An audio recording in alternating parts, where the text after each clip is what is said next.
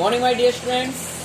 I am Shubham Tiwari from Mayagandha Sanskar Academy. I hope that you are safe at your home and healthy also.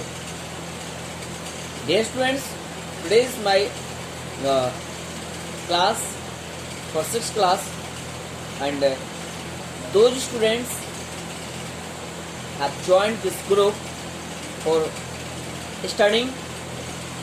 So, welcome to all of you in this group. I am your science teacher, and now let me start today's class. The lesson number 2, पदार्थों का पृथक्करण।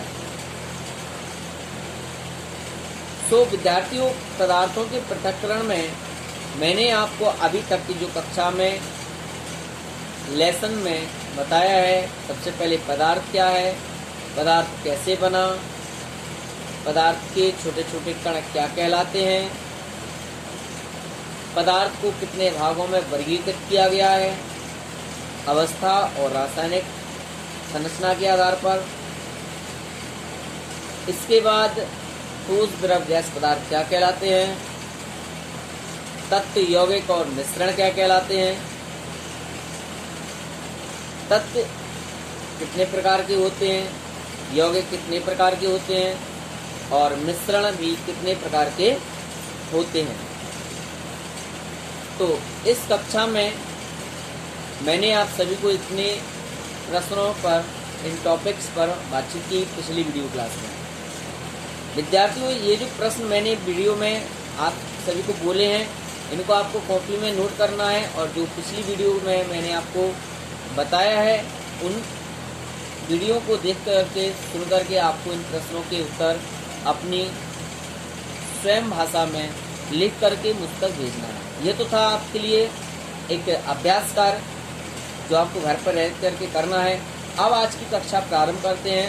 पाठ पदार्थों का पृथक्करण। तो पदार्थों के पृथक्करण की बात करें, सबसे पहले अर्थ समझते हैं पृथक्करण का।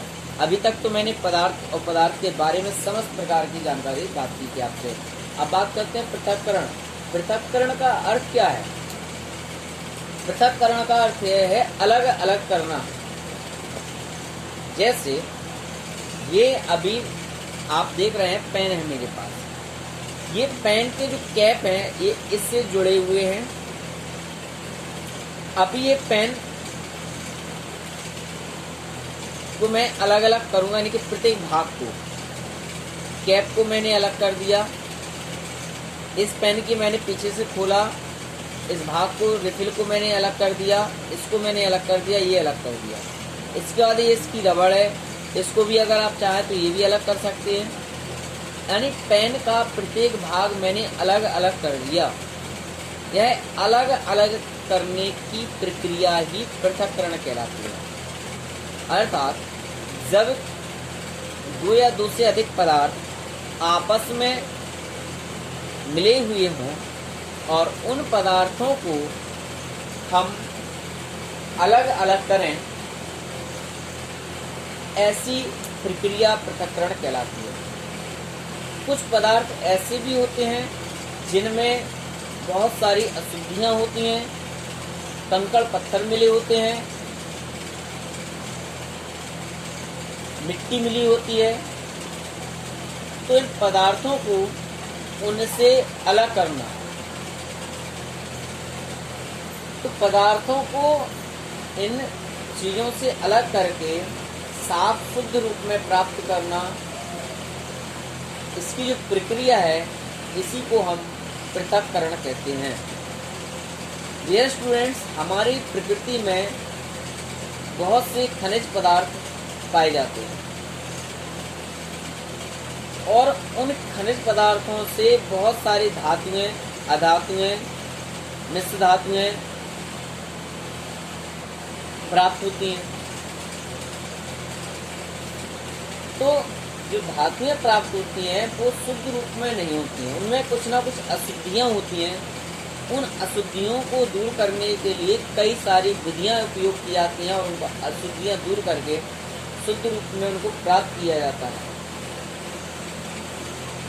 इस प्रकार जो प्राप्त पदार्थ होता है वो शुद्ध होता है।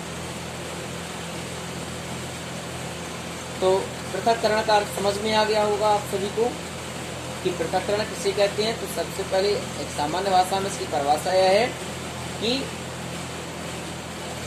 दो या दो से अधिक पदार्थ जब आपस में मिले होते हैं, उन पदार्थों को उनके विलयन से अलग अलग करने की प्रक्रिया पृथक्करण कहलाती है। अब बात करते हैं पृथक्करण की विधियां क्या हैं। तो डियर स्टूडेंट्स, आपने देखा होगा कि पृथक्करण की जो विधियां हैं, घर में हम लोग इन विधियों का उपयोग भी करते हैं, परंतु कभी भी हम लोग इसके बारे में सोचते नहीं हैं। आपने घर में देखा होगा हमारी माताएं बहनें घर में अनाज को धोती हैं, धोने के पश्चात सुखाती हैं, सुखाने के पश्चात बीनती हैं, फटकती हैं, छानती हैं। फटकना, बीनना, छानना, धोना। तो ये सभी चीजें क्रियाएं क्या हैं? यही क्रियाएं ही हमारी पृथक्करण की विधियां हैं। इसके बाद संघनन है, वाष्पन है, वाष्पीकरण है।